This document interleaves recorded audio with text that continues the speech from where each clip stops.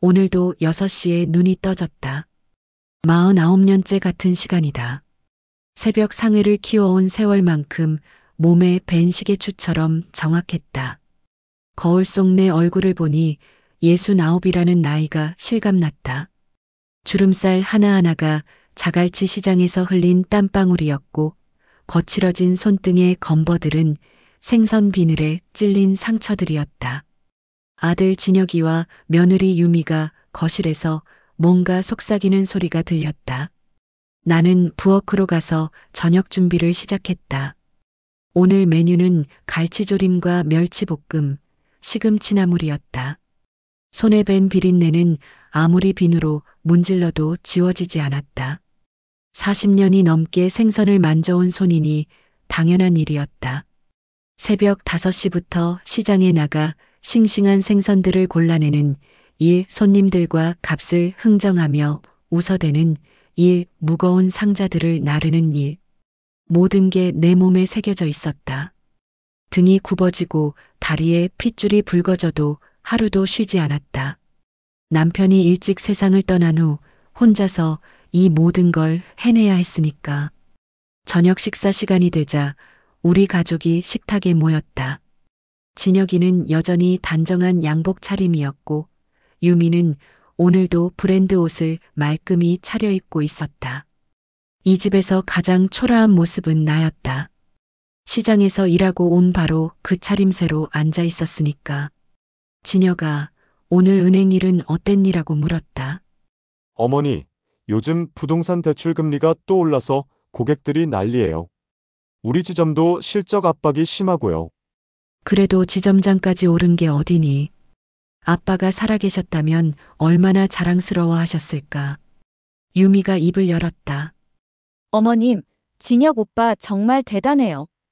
이번에 VIP 고객 유치 실적이 전국 1등이었거든요. 본점에서도 주목하고 있다고 하던데요. 그렇구나. 우리 진혁이 정말 똑똑하지. 나는 갈치 한 점을 집어 진혁이 그릇에 올려주었다. 그때 유미의 표정이 살짝 굳어지는 게 보였다. 내 손에서 나는 비린내 때문이었을 것이다. 예민한 코를 가진 예술가답게 그녀는 항상 냄새에 민감했다. 진혁이의 대학 등록금을 마련하기 위해 밤새워 생선을 손질했던 날들이 떠올랐다. 명문대 경영학과에 들어가겠다고 했을 때 얼마나 기뻤는지 모른다. 내 손가락이 갈라져 피가 나도 아깝지 않았다. 은행에 취직하고 지점장이 되기까지 뒤에서 얼마나 많은 뒷바라지를 했는지. 아, 맞다. 유미야, 내 전시회 준비는 잘 되어 가니? 네, 다음 달에 있을 근대미술 기획전이에요. 이번엔 일제강점기 화가들의 작품을 재조명하는 전시인데 관람객 반응이 정말 좋을 것 같아요. 그래, 우리 며느리가 큐레이터라니. 예술가 집안이네. 유미가 미소를 지으며 말했다. 어머님도 정말 대단하세요. 새벽 상회를 이렇게 크게 키우시다니. 자갈치 시장에서 손가락에 꼽히는 가게 사장님이시잖아요. 허허, 뭘 그런 걸 갖고. 그냥 성실히 살았을 뿐이야. 나는 특유의 웃음을 터뜨렸다. 허허하는 그 웃음. 사람들은 내가 겸손해서 그렇게 웃는다고 생각했다. 하지만 그들은 몰랐다. 그 웃음 속에 담긴 진짜 의미를. 유미와 진혁이가 결혼할 때도 나는 이렇게 웃었다. 결혼식 비용부터 신혼집 전세금까지 모든 걸 내가 댔다. 유미의 부모는 교수라고 했지만 정작 경제적으로는 별로 도움이 되지 않았다. 문화적 소양만 높을 뿐이었다. 식사가 계속되는 동안 나는 가만히 앉아서 이 두 사람을 관찰했다. 진혁이는 내 아들이지만 어느 순간부터 남처럼 느껴졌다. 유미와 결혼한 후로 더욱 그랬다. 그는 아내 앞에서 한없이 작아지는 남자였다. 내 앞에서는 효자 노릇을 했지만 유미 앞에서는 완전히 다른 사람이 되었다. 유미는 달랐다. 겉으로는 완벽한 며느리를 연기했지만 나는 느낄 수 있었다. 그녀가 나를 보는 시선 속의 계산을. 이 집의 진짜 주인이 누구인지 알면서도 모른 척하는 그 교활함을. 어머님, 요즘 날씨가 많이 더워졌는데 집안이 좀 답답한 것 같아요. 유미가 갑자기 일어나더니 거실 구석에서 방향제를 가져왔다. 슈 하는 소리와 함께 인공적인 꽃향기가 식탁 위로 퍼졌다. 어머님, 환기 좀 시켜주실래요? 요리하시느라 고생 많으셨는데 집 안 공기가 너무 무거워요. 그 순간 나는 알았다. 내가 만든 음식 냄새가 아니라 내 몸에서 나는 냄새가 싫다는 뜻이었다. 40년 넘게 생선과 함께 살아온 내 몸에 밴 바다 냄새가 그녀에게는 그게 견디기 힘든 냄새였을 것이다. 고급 레스토랑과 미술관에서 보내는 시간이 많은 그녀에게는 말이다. 허허, 그래. 미안하다. 나는 또 웃었다. 그 허허 웃음을 유미는 내가 미안해하며 웃는다고 생각했을 것이다. 하지만 그게 아니었다. 나는 그녀를 비웃고 있었다.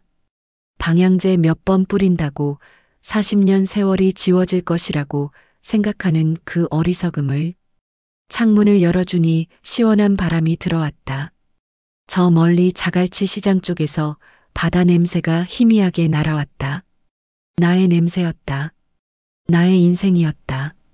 새벽 5시부터 밤 9시까지 쉬지 않고 일한 세월의 냄새였다. 진혁아, 내일 토요일인데 우리 같이 시간 좀 보낼까?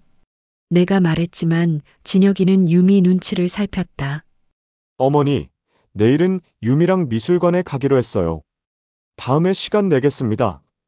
그래, 그럼 다음에. 허허 또 웃었다. 다음은 언제일까? 아마 영영 오지 않을 다음일 것이다. 결혼 전에는 그래도 나와 함께 보내는 시간이 있었는데 이제는 모든 주말이 유미 것이었다. 나는 그저 집에서 밥해주고 청소해주는 가정부 같은 존재가 되어버렸다. 식사를 마치고 설거지를 하는 동안 거실에서 들리는 두 사람의 대화 소리가 귀에 들렸다. 일부러 작은 소리로 말하고 있었지만 이 좁은 집에서 완전히 들리지 않을 리 없었다.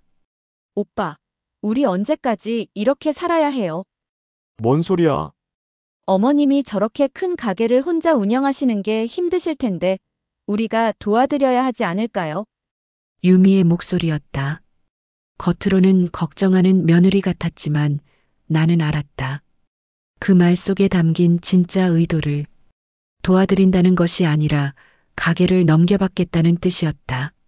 나이 든 시어머니가 언제까지 그 큰 가게를 운영할 수 있겠느냐는 계산이 깔려 있었다. 그러게 말이야. 어머니도 이제 나이가 있으신데? 진혁이의 대답이 들렸다. 내 아들도 같은 생각이었다는 걸 확인하는 순간이었다. 효자인 척하면서도 속으로는 언제 내가 물러날지 기다리고 있었던 것이다. 설거지를 마치고 내 방으로 들어가면서 거울을 다시 봤다. 생선 비린내가 밴 이 손으로 얼마나 많은 돈을 만져왔을까. 새벽 상해는 이제 자갈치 시장에서 손가락에 꼽히는 가게가 되었다. 부동산만 해도 몇십억은 좋게 될 것이다. 그 밖에 은행 예금, 주식, 임대 건물들까지. 하지만 이 집에서 나는 그냥 냄새나는 늙은 여자일 뿐이었다. 내가 벌어온 돈으로 이 집을 샀고 진혁이 대학 등록금을 댔고 유미의 명품 가방들을 사주었건만 내 이름으로 된 모든 재산들이 있건만. 허허. 나는 혼자 앉아서 또 웃었다. 이번에는 소리 없이 아무도 듣지 못하게. 이 웃음의 진짜 의미를 알아챌 사람은 아무도 없었으니까. 나는 바보가 아니었다. 그들이 무엇을 바라는지, 어떤 계획을 세우고 있는지 다 알고 있었다. 창밖으로 보이는 부산 야경이 반짝이고 있었다. 저기 어딘가에서 지금도 새벽을 준비하는 사람들이 있을 것이다. 나처럼 80평생을 일만 하며 살아온 사람들이. 그들만이 내 진짜 모습을 알아볼 것이다. 하지만 나는 알고 있었다. 이 모든 게 언제까지 계속될 수는 없다는 것을. 그들이 원하는 것이 무엇인지도, 그리고 내가 어떻게 해야 할지도, 허허 웃으며 당한 척하는 것도 이제 지겨웠다. 허허. 마지막으로 한 번 더 웃었다. 내일도 모레도 나는 이렇게 웃을 것이다. 그들이 내 진짜 얼굴을 보게 될 때까지. 69년을 살아오면서 배운 건 하나였다. 진짜 무서운 건 소리내서 화내는 사람이 아니라 조용히 웃는 사람이라는 것이었다. 그날 밤 잠이 오지 않았다. 유미가 방향제를 뿌리며 했던 말들이 계속 머릿속을 맴돌았다. 환기 좀 시켜달라던 그 말투에서 느껴진 것은 단순한 불편함이 아니었다. 무언가 더 깊은 것이 있었다. 다음 날 아침 평소보다 일찍 새벽 상회로 나갔다. 새벽 4시부터 시작되는 경매에 참여해야 했다. 요즘처럼 생선값이 비쌀 때는 더욱 신경 써서 좋은 물건을 골라야 했다. 49년째 하는 일이지만 여전히 긴장되는 순간들이었다. 시장 바닥에서 만나는 사람들은 모두 나와 비슷했다. 새벽부터 나와서 하루벌이를 시작하는 사람들. 그들과 이야기를 나누다 보면 세상이 어떻게 돌아가는지 알 수 있었다. 진짜 세상 이야기 말이다. 책에서 배우는 이론이 아니라 발로 뛰며 경험하는 현실. 오전 내내 바쁘게 일하고 집에 돌아오니 진혁이가 일찍 퇴근해 있었다. 평소 같으면 밤 9시는 되어야 들어오는데 오늘은 6시가 채 안 되었다. 뭔가 이상했다. 어머니, 일찍 오셨네요. 응, 오늘은 일찍 정리했어. 너는 왜 이렇게 일찍 들어왔니? 진혁이가 뭔가 말하려다가 입을 다물었다. 그러더니 유미를 쳐다봤다. 유미는 거실 소파에 앉아서 태블릿으로 뭔가를 보고 있었다. 평소보다 차분해 보였지만 그 차분함이 오히려 어색했다. 저녁을 준비하면서 귀를 기울이니 두 사람이 작은 소리로 뭔가 이야기하고 있었다. 내가 부엌에 있다고 해서 안 들릴 거라고 생각하는 모양이었다. 하지만 40년 넘게 장사하면서 기른 귀는 예사롭지 않았다. 오빠, 오늘 회계사한테 물어봤는데 정말 복잡하대요. 뭐가? 어머님 가게 세금 문제요. 개인 사업자로 이렇게 큰 규모를 운영하시면 종합소득세며 부가가치세며 정말 복잡해진다고 하더라고요. 그래서 법인으로 전환하시는 게 좋을 것 같아요. 아니면 최소한 명의라도 젊은 사람으로 바꾸시는 게. 명의를 바꾼다고. 네, 어차피 오빠가 상속받을 거 아니에요. 미리 증여받으시면 세금도 절약되고 관리도 훨씬 편해질 텐데요. 나는 손에 들고 있던 물을 칼로 토막내면서 그들의 대화를 계속 들었다. 칼질 소리가 너무 크지 않게 조심스럽게. 유미의 목소리에는 확신이 있었다. 이미 모든 걸 알아보고 계획을 세워놓은 듯했다. 하지만 어머니가 싫어하시면 어떡해? 오빠가 설득하시면 되죠. 어머님도 이제 일흔이 다 되시는데 이런 복잡한 일들 스트레스 받으실 거 아니에요. 진혁이가 한참 말이 없었다. 나는 못 서는 일을 멈추고 가만히 서서 다음 말을 기다렸다. 내 아들이 어떤 대답을 할지 궁금했다. 그런데 갑자기 명예 변경하자고 하면 이상하게 생각하지 않을까? 천천히 접근하세요. 우선 어머님께 요즘 세금 문제 때문에 고민이 많으시다고 말씀드리고 우리가 도와드리겠다고 하는 거예요. 유미의 목소리가 점점 작아졌지만 내 귀에는 또렷하게 들렸다. 그녀가 이미 모든 것을 계획해 놓았다는 게 느껴졌다. 단계별로 차근차근 말이다. 저녁 식사 시간이 되었다. 오늘 메뉴는 고등어 조림과 시금치 나물, 된장찌개였다. 평소와 다름없는 식사였지만 분위기는 미묘하게 달랐다. 진혁이는 계속 유미 눈치를 보고 있었고 유미는 평소보다 다정한 척하고 있었다. 어머니, 오늘 하루 어떠셨어요?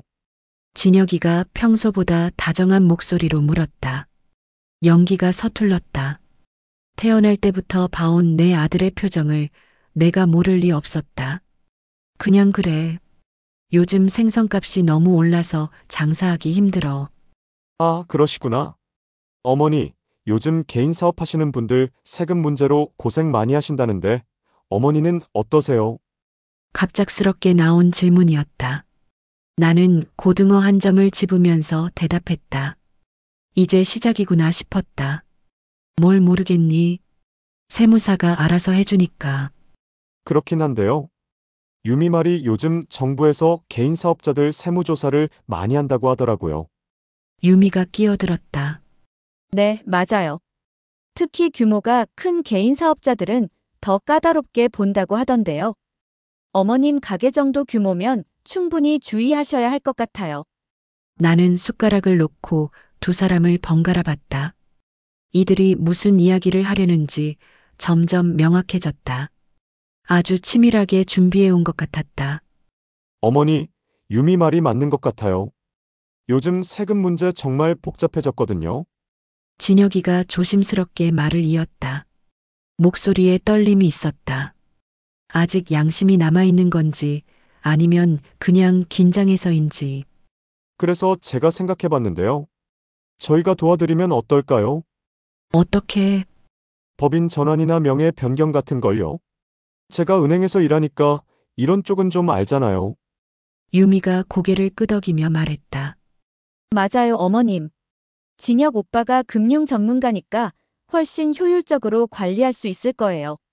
세금도 절약되고요. 금융 전문가라니. 지점장이라고 해서 모든 걸 다 아는 건 아니었다. 나는 그들을 바라보며 속으로 웃었다. 참 치밀하게 준비해 왔구나. 회계사 이야기며 세무조사 이야기며 모든 게 미리 짜여진 각본 같았다. 허허, 너희가 그렇게 생각한다면. 나는 특유의 웃음을 터뜨렸다. 진혁이와 유미의 얼굴에 희망의 빛이 스쳤다. 생각보다 쉽게 넘어간다고 여기는 모양이었다. 하지만 갑자기 바꾸기엔 좀 그렇고 좀 더 생각해 볼게. 진혁이의 표정이 살짝 어두워졌다. 어머니, 너무 오래 미루시면 안 좋을 것 같은데요. 왜? 세무조사라는 게 언제 나올지 모르거든요. 미리미리 정리해 놓는 게 좋죠. 유미가 재빨리 거들었다. 맞아요. 요즘 같은 시대에는 젊은 사람 명의로 해놓는 게 여러모로 유리해요. 그들의 조급함이 느껴졌다. 특히 유미는 눈빛에서부터 간절함이 배어나왔다. 진혁이는 그런 아내의 눈치를 보면서 어쩔 줄 몰라 했다. 이미 주도권이 완전히 넘어간 상태였다. 어머니, 유미 말이 정말 맞아요. 제가 요즘 은행에서 그런 사례들 많이 봐서 아는데 정말 미리 준비해 놓으시는 게 좋을 것 같아요. 진혁이가 거의 간청하는 목소리로 말했다. 내 아들이 저렇게 작아져가는 모습을 보니 마음 한편이 쓸쓸했다. 언제부터 이렇게 되었을까? 결혼 전에는 그래도 당당했는데. 허허, 알겠다. 그럼 천천히 생각해보마. 오늘도 나는 웃었다. 그 허허 웃음으로. 하지만 이번에는 뭔가 다른 맛이 있었다. 쓴맛이었다. 내가 키운 아들이 이렇게 변해가는 모습을 보는 게 쓸쓸했다. 진혁이와 유미는 만족스러운 표정을 지었다. 첫 번째 시도가 성공적이었다고 생각하는 모양이었다. 나이든 시어머니를 설득하는 게 생각보다 쉽다고 여기는 듯했다. 식사를 마치고 설거지를 하는 동안 또다시 그들의 속삭임이 들렸다. 이번에는 더 흥분된 목소리였다. 오빠, 잘하셨어요. 이제 시간 문제예요. 하지만 어머니가 계속 미루시면 어떡해. 그럴 리 없어요. 세무조사 이야기하니까 표정이 심각해지시더라고요. 조금만 더 압박하면 될 거예요. 나는 그릇을 닦으면서 고개를 저었다. 이 아이들은 아직도 모르고 있었다. 나를 누구라고 생각하는지. 새벽 상회를 40년 넘게 운영하면서 얼마나 많은 세무조사를 당했겠는가. 얼마나 많은 관련 서류들을 받겠는가. 이런 푼수들이 하는 이야기 정도는 뻔히 꿰뚫어 보고 있었다. 하지만 놀라운 건 진혁이었다. 내가 키운 아들이 저렇게 쉽게 흔들린다는 게, 아내 말에 그렇게 휘둘린다는 게, 대학 보낼 때까지는 그래도 의젓했는데 결혼하고 나서 완전히 달라졌다. 그날 밤 잠자리에 누워서 천장을 바라봤다. 진혁이가 대학생일 때가 생각났다. 등록금이 부족해서 밤새 장사를 했던 날들. 그 아이를 위해서라면 뭐든 할 수 있었다. 손가락이 터져도 허리가 아파도 견딜 수 있었다. 하지만 이제 그 아이는 다른 여자의 남편이 되어 있었다. 그리고 그 여자의 욕심을 위해 어미를 속이려 하고 있었다. 이게 내가 그토록 사랑했던 아들의 모습이었다. 허허. 나는 혼자서 또 웃었다. 소리 내지 않고 조용히. 이번엔 정말로 쓴웃음이었다. 40년을 키운 아들이 이렇게 변해가는 모습을 보는 게 가장 아팠다. 벽 너머에서 들리는 두 사람의 대화 소리가 점점 작아져 갔다. 아마 내일도 모레도 계속될 것이다. 그들의 계획이 성공할 때까지 점점 더 교묘하고 치밀하게. 하지만 나도 만만한 상대가 아니었다. 40년 넘게 자갈치 시장에서 살아남은 여자였다. 온갖 사람들을 상대하며 장사해온 여자였다. 이런 애송이들한테 당할 내가 아니었다. 내일부터는 좀 더 재미있어질 것 같았다. 과연 누가 마지막에 웃을지, 허허 웃으며 당하는 척할지, 아니면 진짜 모습을 보여줄지. 그건 이들의 행동에 달려 있었다. 그날은 유독 더웠다. 새벽 상해에서 돌아온 후에도 몸에서 열이 가시지 않았다. 선풍기를 틀어도 소용없었다. 답답한 마음 때문인지 실제 날씨 때문인지 알 수 없었다. 진혁이와 유미는 오후에 외출했다. 백화점에 간다고 했던가. 요즘 들어 둘이 함께 나가는 일이 많아졌다. 전에는 유미 혼자 쇼핑 다니곤 했는데 말이다. 뭔가 의논할 일이 많아진 모양이었다. 집에 혼자 남게 되니 오랜만에 조용했다. 평소에는 느끼지 못했던 이 집의 소리들이 하나하나 들렸다. 냉장고 돌아가는 소리, 시계 초침 소리, 멀리서 들려오는 자동차 소리들. 생각해보니 혼자 있는 시간이 이렇게 많았던 적이 없었다. 목이 말라서 부엌으로 가던 중에 진혁이 방문이 살짝 열려 있는 게 보였다. 평소 같으면 그냥 지나쳤겠지만 오늘은 왜인지 발걸음이 멈춰졌다. 혹시 선풍기라도 켜놓고 갔나 싶어서 고개를 내밀어 봤다. 방 안은 조용했다. 하지만 진혁이의 책상 위에 뭔가 서류들이 어지럽게 놓여 있었다. 평소 깔끔한 성격인 진혁이답지 않게 정리되지 않은 모습이었다. 급하게 나갔나 보다 싶었다. 그때 바람에 날리는 종이 한 장이 눈에 들어왔다. 뭔가 인쇄된 서류 같았는데 바닥에 떨어져 있었다. 혹시 중요한 은행 서류라면 잃어버리면 안 될 텐데 싶어서 방 안으로 들어갔다. 종이를 주우려고 몸을 굽히는 순간 그 제목이 보였다. 치매 초기 진단 검사 신청서. 심장이 쿵 떨어지는 느낌이었다. 손이 떨렸지만 그 종이를 집어들었다. 또박또박 인쇄된 글자들이 선명했다. 인근 대학병원 신경과 양식이었다. 환자명 칸은 비어 있었지만 보호자란에는 강진혁이라고 이미 적혀 있었다. 신청 사유 칸에는 일상생활 수행 능력 저하, 기억력 감소 의심이라고 쓰여 있었다.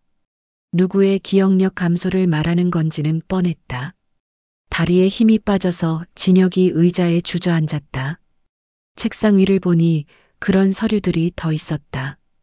요양병원 상담 예약 안내서, 치매 환자 가족을 위한 가이드북, 성년후견인 제도 안내문. 모든 게 너무나 체계적으로 준비되어 있었다. 마치 오래전부터 계획해온 것처럼. 나는 그 서류들을 하나하나 펼쳐서 읽어봤다. 손이 덜덜 떨렸지만 끝까지 읽었다. 치매 진단을 받으면 어떤 절차를 거쳐야 하는지, 재산 관리는 누가 하게 되는지, 요양시설 입소는 어떻게 하는지. 모든 것이 상세하게 정리되어 있었다. 마치 매뉴얼을 보는 것 같았다. 그 중에서 가장 충격적인 건 성년후견인 신청서였다. 이미 절반 이상이 작성되어 있었다. 후견인으로는 강진혁, 나유미 부부가 기재되어 있었다. 피후견인 이름 칸만 비어 있을 뿐이었다. 뒤통수를 누군가 세게 때린 기분이었다. 이것들이 나를 치매 환자로 만들려고 하고 있었다. 그래서 내 재산을 합법적으로 가져가려고. 세무조사 이야기는 그냥 첫 번째 단계였을 뿐이었다. 요양병원 팸플릿도 있었다. 산 좋고 물 좋은 곳에 있는 고급 요양병원이었다. 월 이용료를 보니 400만 원이 넘었다. 일반인들은 엄두도 못 낼 비싼 곳이었다. 나를 거기 보내고 내 돈으로 비용을 지불하겠다는 계획인 모양이었다. 서류들 사이에서 메모지 하나가 눈에 띄었다. 유미의 손글씨였다. 증상 체크리스트라고 적혀 있었고 그 아래 몇 가지 항목들이 적혀 있었다. 같은 말 반복하기, 물건 잃어버리기, 날짜 혼동하기, 성격 변화 등등. 내가 평소에 하는 행동들을 치매 증상으로 둔갑시키려는 계획인 것 같았다. 생선 비린내가 난다고 계속 말하는 것도, 가끔 날짜를 헷갈리는 것도 모든 게 증상으로 포장될 수 있었다. 나는 그 모든 서류들을 원래 자리에 조심스럽게 다시 놓았다. 떨어뜨린 그 종이도 바닥 같은 자리에 그대로 놔뒀다. 아무것도 본 적 없다는 듯이. 하지만 내 머릿속에는 모든 내용이 선명하게 각인되어 있었다. 부엌으로 나와서 찬물을 마셨다. 목이 타들어가는 것 같았다. 손에 들린 유리컵이 달그락거릴 정도로 떨렸다. 49년 동안 새벽부터 밤까지 일하면서도 이렇게 충격받은 적은 없었다. 거실 소파에 앉아서 멍하니 텔레비전을 봤다. 무슨 프로그램이 나오는지도 모르겠고 무슨 말을 하는지도 들리지 않았다. 머릿속이 하얗게 비어 있는 것 같았다. 동시에 너무 많은 생각들이 소용돌이치고 있었다.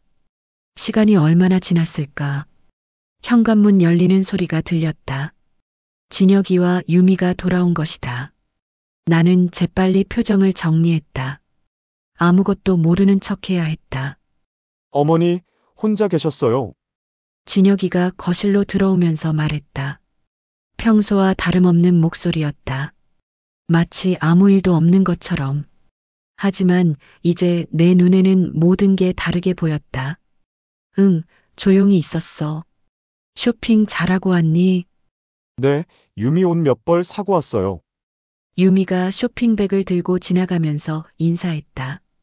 어머님, 저희 없는 동안 심심하셨죠? 아니야, 텔레비전 보고 있었어. 허허, 나는 웃었다. 그 익숙한 웃음을. 하지만 이번 웃음은 달랐다.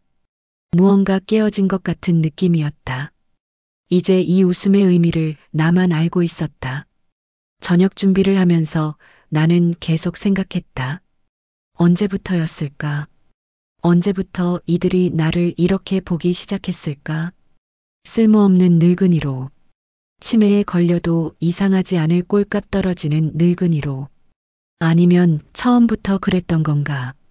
명태조림을 하면서 칼질하는 내 손을 봤다. 40여 년 동안 생선을 다뤄온 이 손이, 새벽 상회를 읽어낸 이 손이, 진혁이를 키워낸 이 손이, 이 손이 치매 환자의 손으로 보인다는 말인가. 저녁 식사 시간에도 두 사람은 평상시와 다름없이 행동했다. 진혁이는 오늘 은행에서 있었던 일을 이야기했고, 유미는 백화점에서 본 새로운 브랜드 이야기를 했다. 완벽한 연기였다. 어머니, 요즘 좀 피곤해 보이세요. 유미가 갑자기 말했다. 시작되었구나 싶었다. 그런가? 네, 얼굴이 좀 상기되어 보이시고요. 혹시 어디 아프신 건 아니죠? 아니야, 괜찮어. 그래도 한번 병원에 가보시는 게 어떨까요? 정기 검진이라도. 진혁이가 거들었다. 맞아요, 어머니. 나이 드시면 정기적으로 건강 체크하시는 게 좋대요. 나는 그들을 바라봤다. 벌써 시작하고 있었다. 내가 아픈 것처럼 병원에 가야 할 사람인 것처럼 몰아가고 있었다. 메모지에 적혀 있던 체크리스트가 머릿속에 떠올랐다. 허허, 그래도 될 텐데. 어머님, 요즘 세상의 예방이 최고예요. 미리미리 체크해야죠.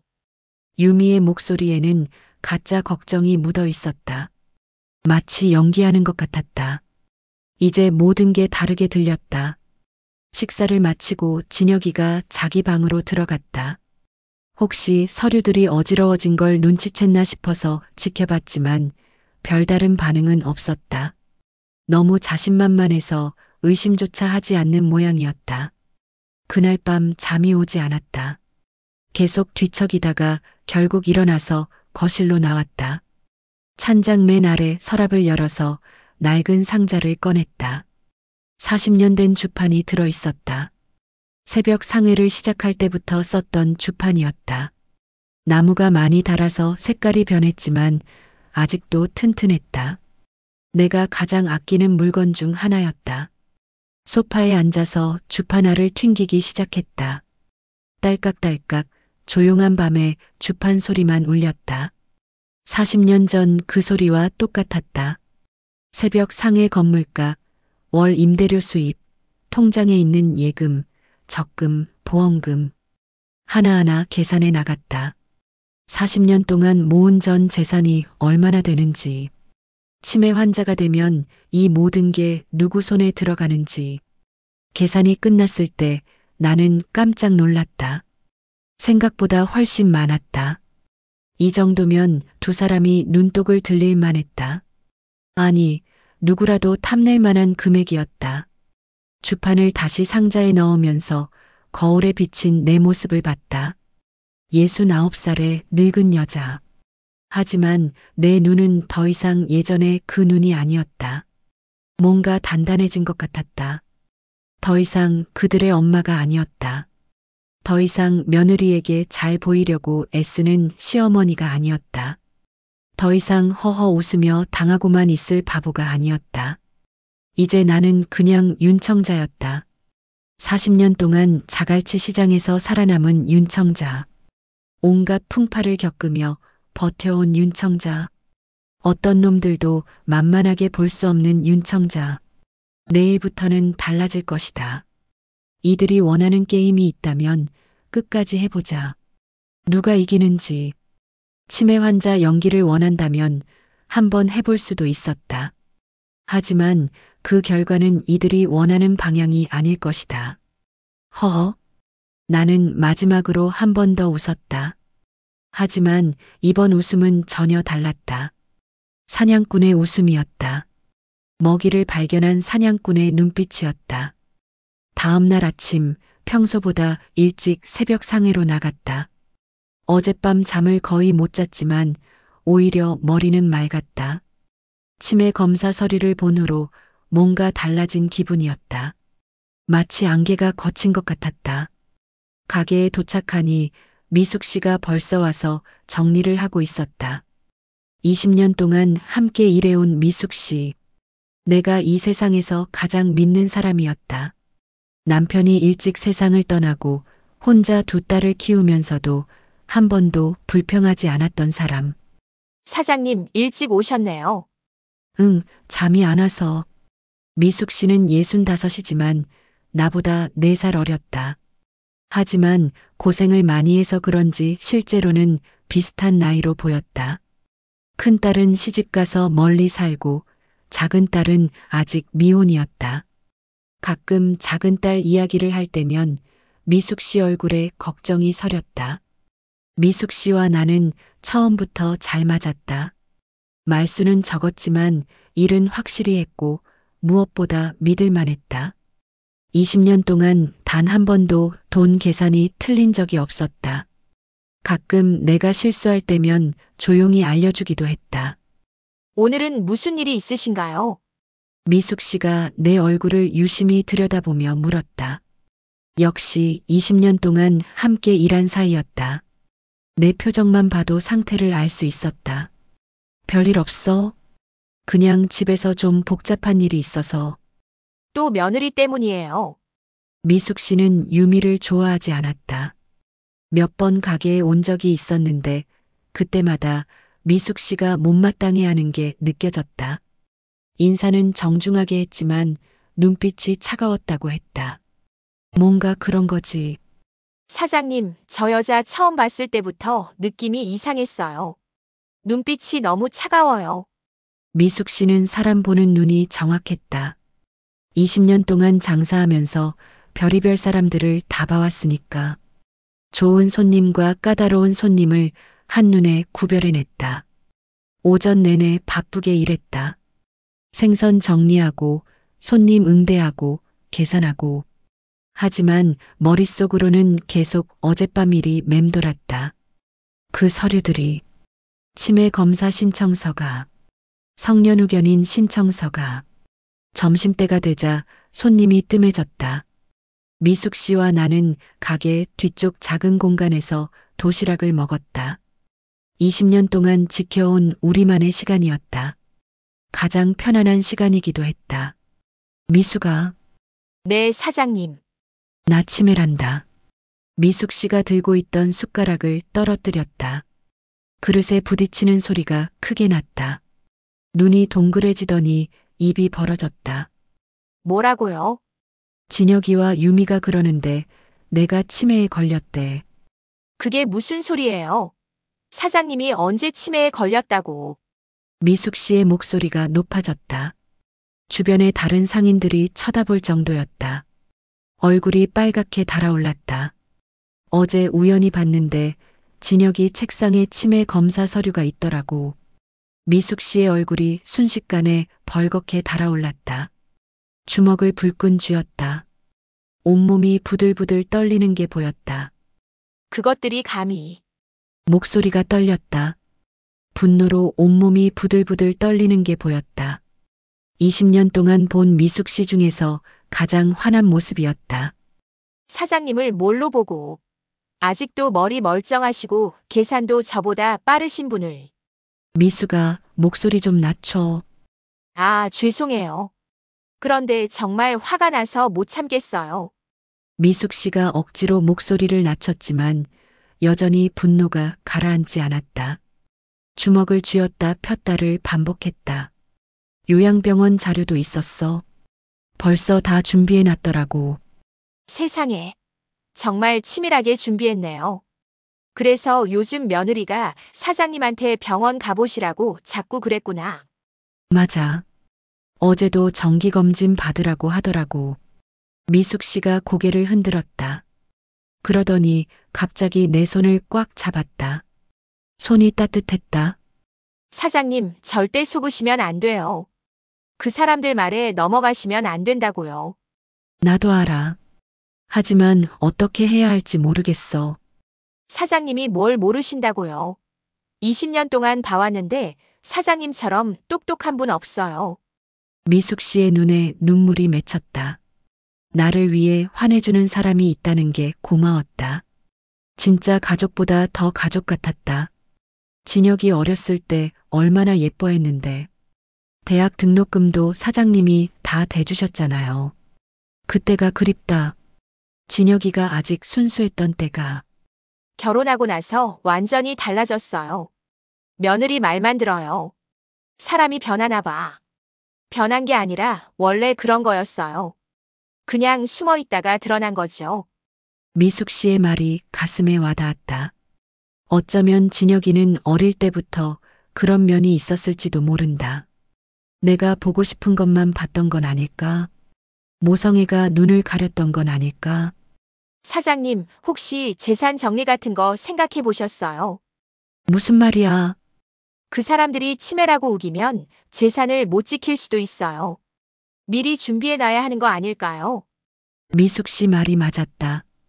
그들이 정말로 치매 진단을 받게 만든다면 재산 관리권을 빼앗길 수도 있었다. 성년후견인 제도라는 게 그런 거였다. 어떻게 해야 할까? 일단 통장부터 따로 빼놓으세요. 그리고 가게 관련 서류들도요. 미숙 씨는 생각이 깊었다. 남편 없이 혼자 살아오면서 이런저런 경험을 많이 했나 보다. 세상 물정에 밝았다. 사장님, 저한테 맡기세요. 뭘, 재산 정리든 뭐든 제가 도와드릴게요. 20년 동안 함께 일했잖아요. 고마워, 미수가. 너 같은 사람이 있어서 다행이야. 뭘요? 사장님이 저한테 얼마나 잘해주셨는데요. 미숙 씨가 눈물을 훔쳤다. 나도 목이 메었다. 진짜 가족보다 더 가족 같은 사람이 미숙 씨였다. 진혁이는 내 아들이지만 이제 남 같았고 미숙 씨는 남이지만 진짜 가족 같았다. 사장님, 그런데 정말 복받을 일이에요. 뭐가, 저런 며느리, 저런 아들 둔 게 말이에요. 진짜 전생에 무슨 죄를 지으셨길래.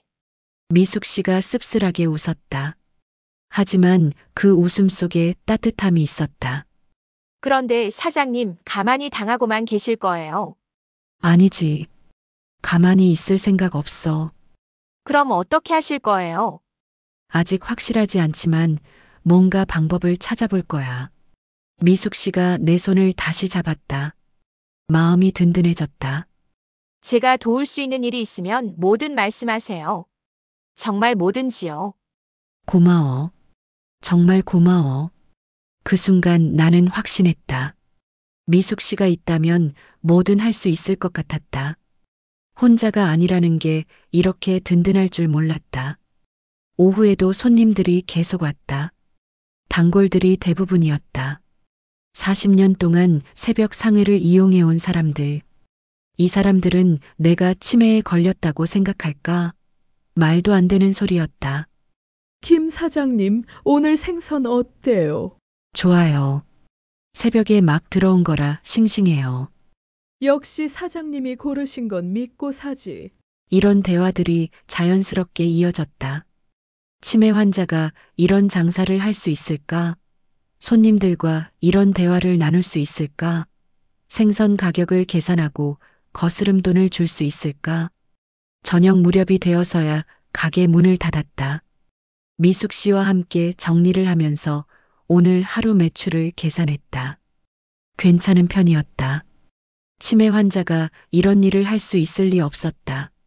사장님, 내일부터 조심하세요. 뭘, 그 사람들이 뭔가 꾸며올 거예요. 병원 가자고 하거나 검사 받자고 하거나. 알겠어. 조심할게. 그리고 혹시 이상한 일 있으면 바로 저한테 전화하세요. 미숙 씨가 걱정스러운 표정으로 말했다. 진짜 딸 같았다. 집으로 돌아가는 길에 나는 생각했다. 세상에서 가장 소중한 사람이 누구인지 새삼 깨달았다. 핏줄이 아니라 마음이 통하는 사람이었다. 진혁이는 내 아들이지만 이제 적이 되었다. 미숙 씨는 남이지만 진짜 가족이 되었다. 앞으로 무슨 일이 생기든 미숙 씨가 있으니까 두렵지 않았다. 혼자가 아니니까. 20년 동안 함께 일한 동지가 있으니까.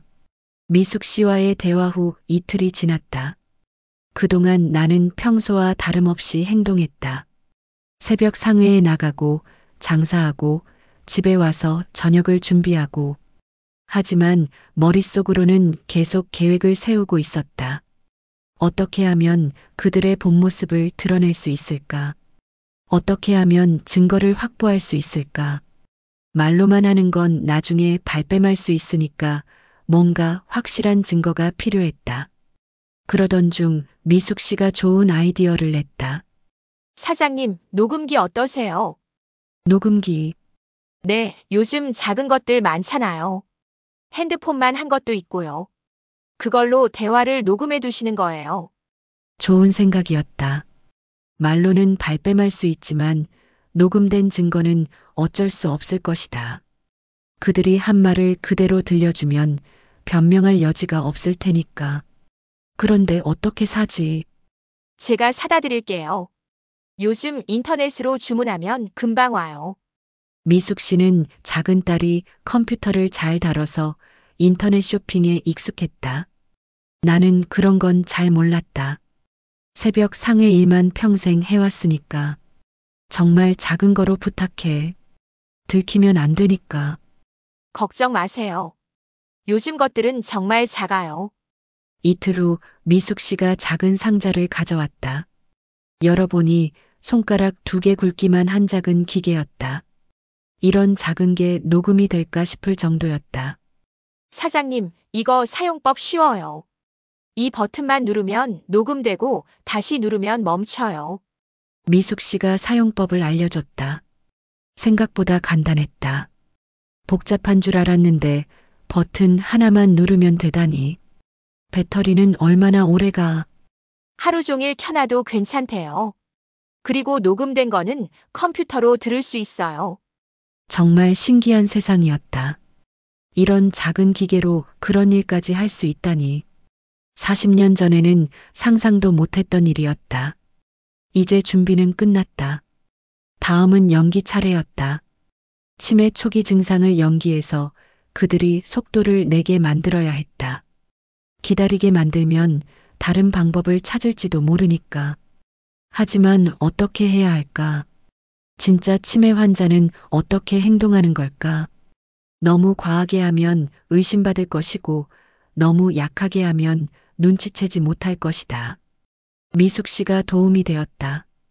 예전에 동네에 치매 걸린 할머니가 있었는데 그분 행동을 기억한다고 했다. 처음에는 깜빡깜빡 하는 것부터 시작한대요. 약속을 잊어버린다거나 날짜를 헷갈린다거나 물건을 자꾸 떨어뜨리거나 어디 뒀는지 모른다고 하거나 같은 말을 반복한다거나 알겠어. 천천히 해볼게. 너무 갑자기 하시면 의심받으니까 조금씩 하세요. 그날부터 나는 조심스럽게 연기를 시작했다. 처음에는 아주 사소한 것부터였다. 저녁 준비하면서 소금통을 떨어뜨린다거나 리모컨을 어디 뒀는지 모르겠다고 한다거나. 진혁이와 유미는 처음에는 별로 신경 쓰지 않는 것 같았다. 하지만 며칠 지나자 눈빛이 달라지기 시작했다. 뭔가 관심을 갖기 시작한 것이다. 어머님, 괜찮으세요? 유미가 내가 젓가락을 떨어뜨렸을 때 물었다. 응, 괜찮어.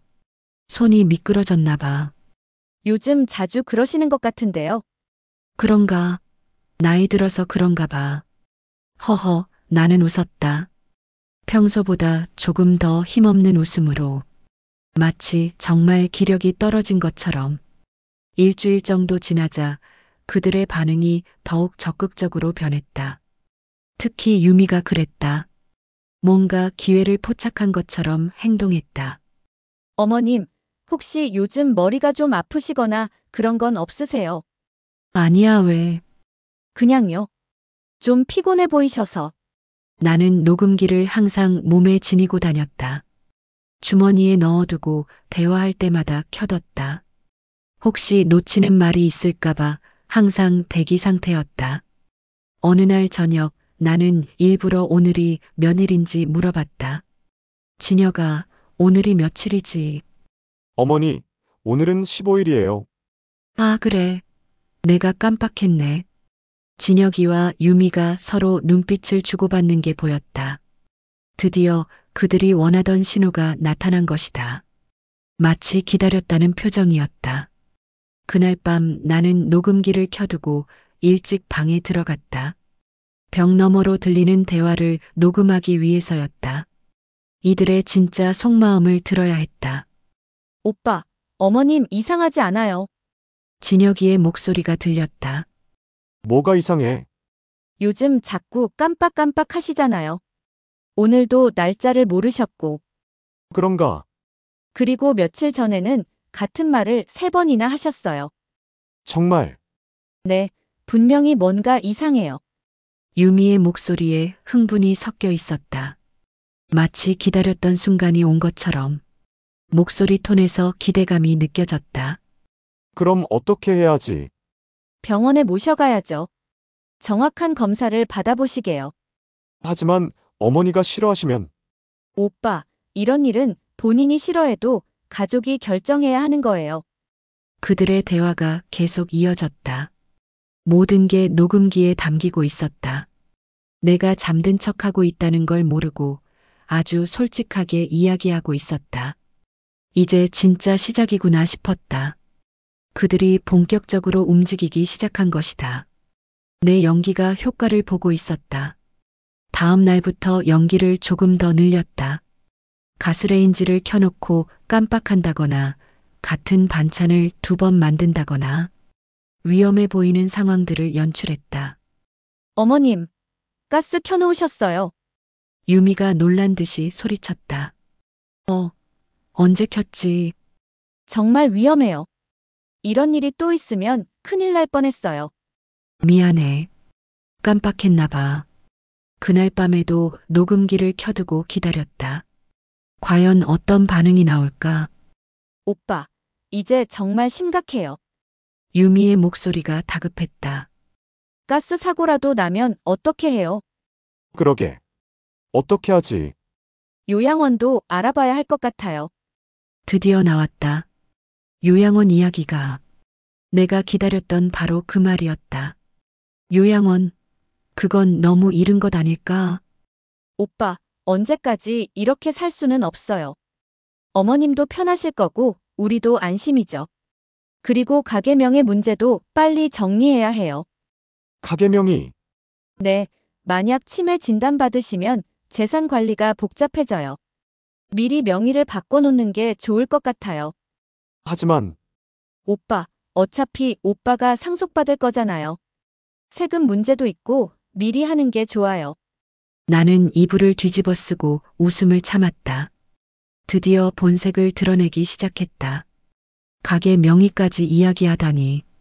이제 그들의 진짜 목적이 명확해졌다. 며칠 더 지나자 그들의 대화는 더욱 구체적이 되었다. 오빠, 그 요양원 상담 예약 잡았어요. 언제? 다음 주 화요일이요. 건강검진이라고 말씀드리고 모셔가면 돼요. 어머니가 눈치채면 어떡해? 괜찮아요. 일단 가시면 상황 파악하실 거예요. 그리고 가게 서류들도 미리 준비해놨어요. 정말 네, 도장만 받으면 바로 명예 변경할 수 있게. 이 모든 대화가 다 녹음되고 있었다. 그들의 계획이 얼마나 치밀한지, 얼마나 오래전부터 준비해온 건지 알 수 있었다. 정말 무서운 아이들이었다. 나는 미숙 씨에게 녹음 내용을 들려줬다. 미숙 씨는 들으면서 주먹을 불끈 쥐었다. 정말 나쁜 것들이에요. 어떻게 이런 일을. 이제 증거는 충분해. 다음 단계를 준비해야지. 무엇을 하실 거예요? 우선 그들이 원하는 대로 해주자. 요양원 상담도 가고 도장도 찍어주고. 사장님, 걱정 마. 내가 바보가 아니야. 그들이 생각하는 것보다 훨씬 앞서가고 있어. 미숙 씨가 안심하는 표정을 지었다. 하지만 여전히 걱정스러운 눈빛이었다. 이제 진짜 게임이 시작될 것이다. 그들이 승리를 확신하는 그 순간에 뒤집어 버릴 것이다. 사냥은 이제부터였다. 화요일 아침이 밝았다. 그들이 말한 그날이었다. 건강검진을 받으러 가는 날 말이다. 물론 나는 그들의 진짜 계획을 알고 있었지만 모르는 척했다. 평소보다 일찍 일어나서 새벽 상회에 나갔다. 미숙 씨에게 오늘 일정을 말해뒀다. 사장님, 정말 괜찮으세요? 미숙 씨가 걱정스러운 얼굴로 물었다. 괜찮아. 오히려 재미있을 것 같은데. 녹음기는 꼭 가지고 가세요. 당연하지. 오늘이 가장 중요한 날이야. 미숙 씨가 내 손을 꽉 잡았다. 사장님, 힘내세요. 저는 사장님을 믿어요. 고마워. 오늘 끝나면 연락할게. 오전 장사를 마치고 집에 돌아오니 진혁이가 벌써 와 있었다. 평소보다 훨씬 일찍 퇴근한 모양이었다. 표정도 평소와 달랐다. 뭔가 긴장하면서도 기대에 찬 모습이었다. 어머니 오셨어요. 준비하세요. 뭘 준비해? 병원 가실 거 아니에요. 옷 갈아입으시고요. 아, 맞다. 깜빡했네. 나는 일부러 깜빡한 척했다. 그러자 진혁이와 유미가 또 눈빛을 주고받았다. 마치 계획이 잘 진행되고 있다는 신호를 보내는 것 같았다. 어머님, 지갑이랑 신분증 챙기세요. 유미가 친절하게 말했다. 오늘따라 특히 다정했다. 연기가 절정에 달한 것 같았다. 응, 알겠어. 나는 방에 들어가서 옷을 갈아입었다. 녹음기를 주머니 깊숙이 넣고 전원을 켰다. 오늘은 절대 놓칠 수 없는 대화들이 있을 것이다. 차에 타고 가면서 진혁이가 말했다. 어머니, 오늘 병원에서 간단한 검사만 받으실 거예요. 어떤 검사? 기본적인 건강검진이요. 혈압 재고 피 검사하고 그런 거. 그래, 알겠다. 유미가 뒤에서 말했다. 어머님, 요즘 건강이 제일 중요해요. 미리미리 체크해야죠. 맞아. 고맙다. 차를 타고 가면서 주변 풍경을 봤다. 시내를 벗어나 교회로 향하고 있었다. 일반 병원 가는 길이 아니었다. 산으로 향하는 길이었다. 진혁아, 병원이 어디 있다고 했지? 아, 좀 멀어요. 좋은 병원이라서요. 시설도 좋고요. 그래. 나는 더 이상 묻지 않았다. 어차피 알고 있는 길이었으니까. 30분 정도 달려서 도착한 곳은 산 중턱에 있는 큰 건물이었다. 간판을 보니 해송 요양병원이라고 되어 있었다. 예상했던 바로 그곳이었다. 요양병원. 진혁이가 당황하며 말했다. 아, 여기가 건강검진센터예요. 요양병원이랑 같이 있는 거죠. 그렇구나. 나는 태연하게 대답했다. 사실 마음속으로는 웃고 있었다. 거짓말도 이렇게 서툴게 하다니. 건물 안으로 들어가니 정말 깔끔했다. 로비가 호텔처럼 넓고 화려했다. 월 400만 원짜리 요양병원답게 시설이 좋았다.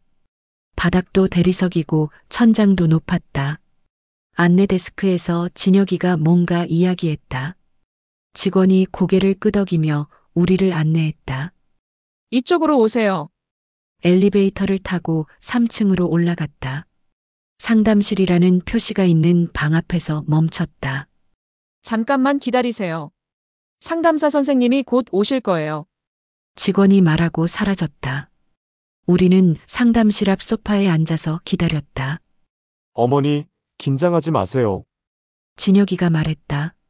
하지만 정작 긴장하고 있는 건 진혁이 자신인 것 같았다. 다리를 떨고 있었다. 안 긴장해. 검사 받는 건데 뭘. 유미가 말했다. 맞아요. 간단한 상담이에요. 얼마 후 상담실 문이 열리고 중년 여자가 나왔다. 안녕하세요. 상담사 김민정입니다. 안녕하세요. 우리는 상담실로 들어갔다. 방 안은 생각보다 아늑했다. 큰 창문으로 산 전망이 보였고 가구들도 고급스러웠다. 어르신 앉으세요. 상담사가 나에게 말했다. 나는 소파에 앉고 진혁이와 유미는 옆에 앉았다. 어르신 연세가 어떻게 되시죠? 69이에요. 아, 그러시군요. 건강은 어떠세요? 괜찮아요. 상담사가 진혁이를 보며 말했다. 아드님께서 전화로 말씀해 주신 대로 어르신께서 요즘 깜빡깜빡하는 증상이 있으시다고요. 네, 그래요. 요즘 자주 그러세요. 진혁이가 대답했다. 내가 아닌 진혁이에게 묻고 있었다. 마치 내가 제대로 대답할 수 없는 사람인 것처럼. 어떤 증상들이 있으셨나요? 날짜를 자주 헷갈리시고요. 같은 말을 반복하시거나 물건을 어디 뒀는지 모르신다고 하세요.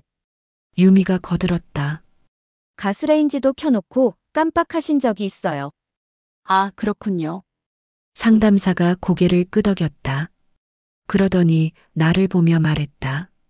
어르신 혹시 병원에서 정밀 검사 받아보신 적 있으세요? 아니요. 그럼 한번 받아보시는 게 좋겠어요. 요즘 치매 조기 발견이 중요하거든요. 치매. 네, 초기에 발견하면 진행을 늦출 수 있어요. 상담사가 브로셔를 꺼내서 보여줬다. 요양병원 시설 안내였다. 저희 병원은 치매 전문 요양시설이에요. 의료진도 최고 수준이고 시설도 좋죠. 정말 좋아 보이네요. 유미가 관심 있다는 듯이 말했다. 네, 특히 저희는 가족 같은 분위기를 중요하게 생각해요. 어르신들이 편안하게 지내실 수 있도록요. 그러면서 상담사가 창밖을 가리켰다. 저기 보이는 정원에서 산책도 하시고 프로그램도 다양해요.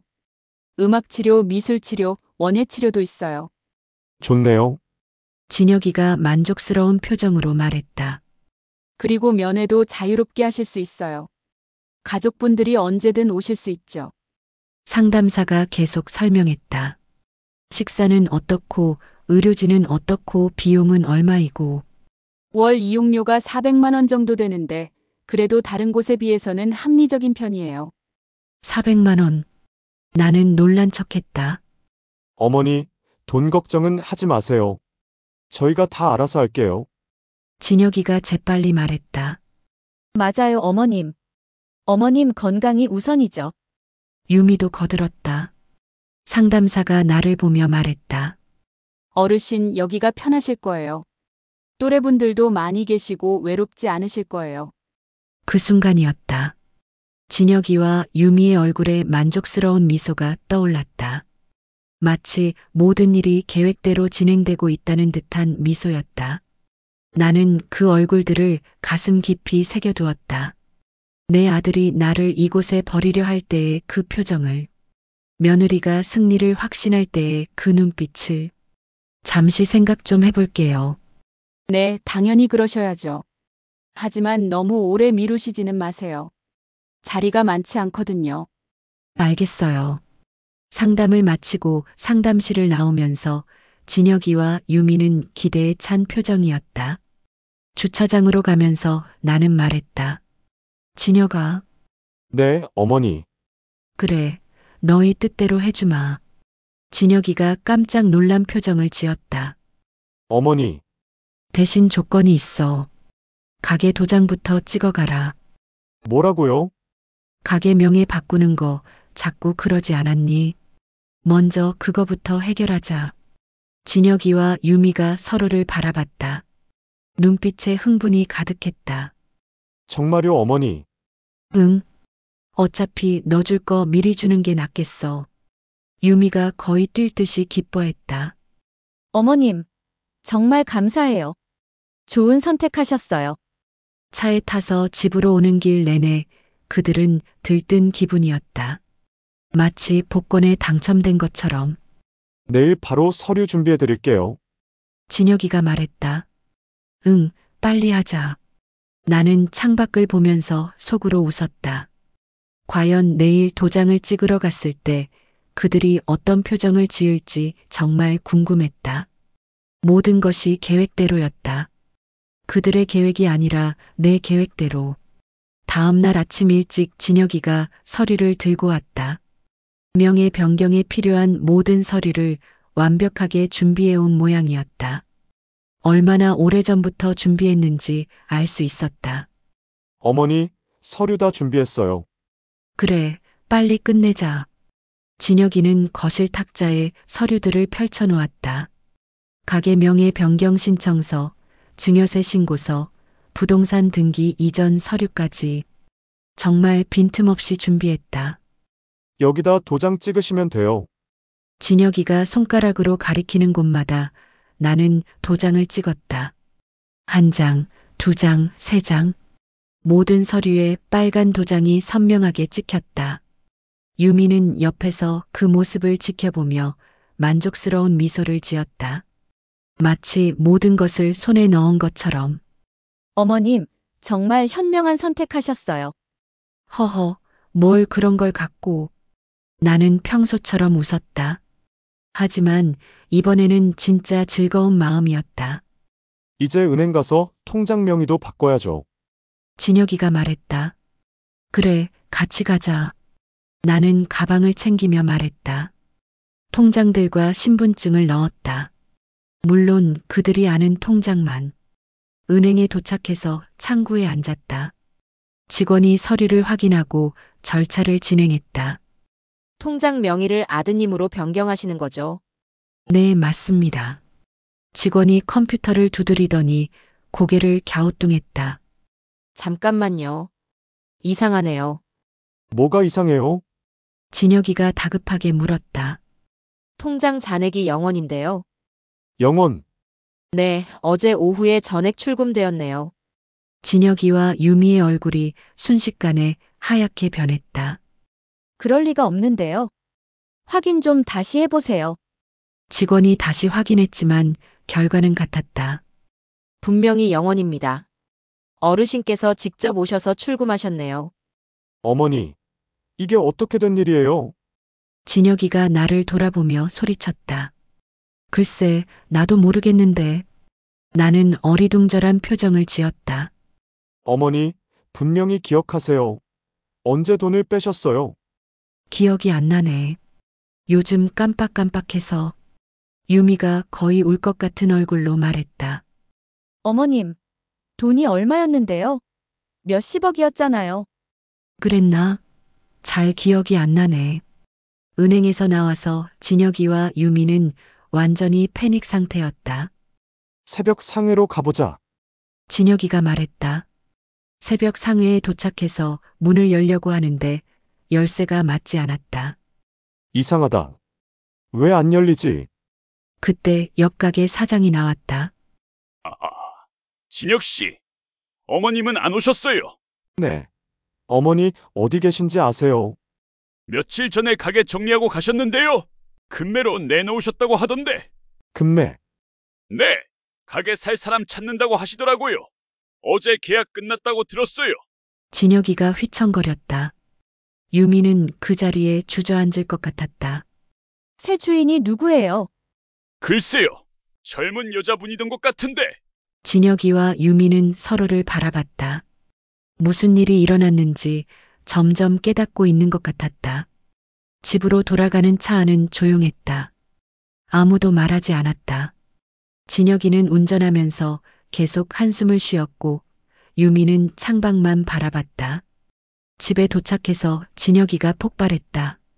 어머니, 도대체 뭘 하신 거예요? 뭘 했다는 거니? 돈도 없애고 가게도 팔고. 언제 그런 일을 하셨어요? 나도 잘 모르겠어. 요즘 기억이 가물가물해서. 유미가 소리쳤다. 어머님, 이건 장난이 아니에요. 우리 인생이 걸린 문제라고요. 인생이 뭐가 걸렸다는 거야. 그때 유미가 완전히 폭발했다. 어머님은 정말 모르세요. 우리가 얼마나 힘들게 사는지. 무슨 소리야? 진혁 오빠 월급으로 어떻게 살아요? 이 집 관리비만 해도 한 달에 100만 원이 넘는데. 그래서 어머님 재산이 필요했던 거예요. 우리도 살아야 한다고요. 드디어 본색을 드러냈다. 더 이상 가식적인 며느리 연기를 할 수 없게 된 것이다. 유미야, 진혁이가 아내를 말렸지만 이미 늦었다. 뭐가 유미야예요? 진혁 오빠도 마찬가지잖아요. 어머님 재산 노리고 있었으면서. 유미가 히스테리를 부렸다. 우리가 얼마나 참고 살았는데요. 어머님 비린내 나는 손으로 만든 음식 억지로 먹고 유미야, 그만해. 방향제까지 뿌려가면서 참았는데 이제 와서 이게 뭐예요? 나는 소파에 앉아서 그들의 모습을 지켜봤다. 드디어 가면을 벗고 진짜 얼굴을 보여주는 순간이었다. 진혁이도 결국 폭발했다. 어머니, 정말 기억 안 나세요? 언제 돈을 빼셨는지. 모르겠다니까? 그럼 누가 알아요? 하늘에서 돈이 날아갔어요. 진혁이가 거실을 돌아다니며 소리쳤다. 미숙 씨, 갑자기 유미가 말했다. 뭐? 미숙 씨요. 분명히 미숙 씨가 관련되어 있을 거예요. 미숙이가 뭘 어떻게 해? 어머님이 그 사람 없이는 아무것도 안 하시잖아요. 진혁이가 고개를 끄덕였다. 맞아. 미숙 씨한테 물어보자. 그들은 즉시 새벽 상해로 전화를 걸었다. 하지만 당연히 아무도 받지 않았다. 이상하다. 왜 안 받지? 미숙 씨 집으로 가보자. 그들은 미숙 씨 집 주소를 찾아서 달려갔다. 하지만 집주인은 며칠 전에 이사 갔다고 했다. 어디로 갔는지 아세요? 몰라요. 급하게 이사 간다고 하더라고요. 그들이 집으로 돌아왔을 때는 이미 해가 져가고 있었다. 진혁이와 유미는 완전히 지쳐 있었다. 어머니, 정말 아무것도 기억 안 나세요? 진혁이가 마지막으로 물었다. 미안해. 나도 잘 모르겠어. 허허, 나는 웃었다. 평소와 똑같은 그 웃음으로. 하지만 이번에는 달랐다. 이번에는 진짜 즐거워서 웃는 것이었다. 그날 밤 진혁이와 유미는 거실에서 계속 싸웠다. 서로를 탓하고 화내고 울부짖었다. 나는 내 방에서 그 소리를 들으며 만족스러운 미소를 지었다. 첫 번째 계획이 성공했다. 그들이 꿈꾸던 모든 것이 한순간에 사라져버렸다. 하지만 이건 시작에 불과했다. 진짜 반전은 아직 남아 있었다. 나는 휴대폰을 꺼내서 미숙 씨에게 문자를 보냈다. 1차 성공. 계획대로 진행하자. 곧 답장이 왔다. 사장님 대단해요. 이제 2차 준비하겠습니다. 나는 휴대폰을 끄고 침대에 누웠다. 오늘 하루 정말 재미있었다. 내일은 더 재미있을 것 같았다. 그날 밤 진혁이와 유미의 싸움은 새벽까지 계속되었다. 나는 내 방에서 그 소리를 들으며 다음 계획을 생각했다. 이제 정말 마지막 카드를 꺼낼 때가 왔다. 다음 날 아침 일찍 휴대폰이 울렸다. 유미 어머니, 그러니까 내 사돈에게서 온 전화였다. 정자야, 나 박순자야. 언니, 안녕하세요. 우리 유미가 오늘 집에 올 것 같은데 준비 다 됐지? 네, 완벽하게 준비했어요. 박순자 언니는 유미의 친정 어머니였다. 나보다 2살 많은 61이었다. 남편을 일찍 여의고 혼자 유미를 키운 강한 여자였다. 10년 전 진혁이와 유미가 결혼할 때 처음 만났다. 그때는 서로 예의상 인사만 나눴지만 몇 년 후 우연히 자갈치 시장에서 다시 만나게 되었다. 그날 순자 언니는 혼자 생선을 사러 왔다가 내 가게에 들렀다. 그때 우리는 오랫동안 이야기를 나누었다. 둘 다 남편 없이 자식을 키운 처지였고 며느리와 사위에 대한 고민도 비슷했다. 정자야, 솔직히 말해서 우리 유미 어떻게 생각해? 그때 순자 언니가 물었던 말이 아직도 기억났다. 글쎄요, 언니. 저도 솔직히 말하면 뭐든 편하게 말해. 좀 욕심이 많은 것 같아요. 그러더니 순자 언니가 한숨을 쉬었다. 나도 그래. 어렸을 때부터 그랬어. 남의 것만 탐내고. 언니도 힘드시겠어요. 힘들지. 그런데 내 아들은 어때? 저희 진혁이요. 착하긴 한데 좀 약해요. 유미 말이면 다 들어요. 그때부터 우리는 자주 만나서 이야기하게 되었다. 둘 다 자식들 때문에 고민이 많았으니까. 특히 유미가 명품만 사달라고 하거나 진혁이가 집 명의를 바꾸라고 넌지시 말할 때면 서로에게 전화해서 하소연했다. 정자야, 우리 딸이 또 가방 사달라고 하네. 저희 아들도 요즘 이상해요. 세금 문제 운운하면서. 그러던 중 작년에 순자 언니가 결정적인 말을 했다. 정자야, 이대로 가면 우리가 호구가 될 것 같아. 그러게요. 뭔가 대책을 세워야 할 것 같은데. 그때부터 우리는 본격적으로 계획을 세우기 시작했다. 우리 자식들이 정말로 우리 재산을 노린다면 우리도 그에 맞는 대응을 해야 한다고. 순자 언니는 내가 생각했던 것보다 훨씬 치밀했다.